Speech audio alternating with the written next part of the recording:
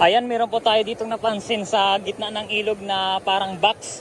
Pero po ito'y nasa kabundukan. Dito po ito sa napakalayong bundok. Nasa ilang kilometro ang aming nilakad. Parang nasa 10 kilometro na. Ayan. Ano po kaya ito? Tabi-tabi. Ay, sobrang lamig ng tubig. Ayan, no? Tabi. Pero may bakal siya. Parang ginawa siya ng tao.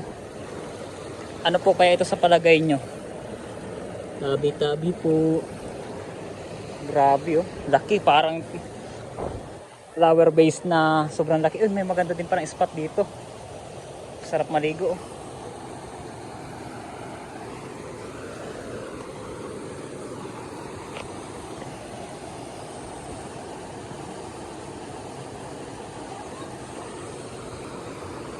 Mapatama, picturean kita dyan.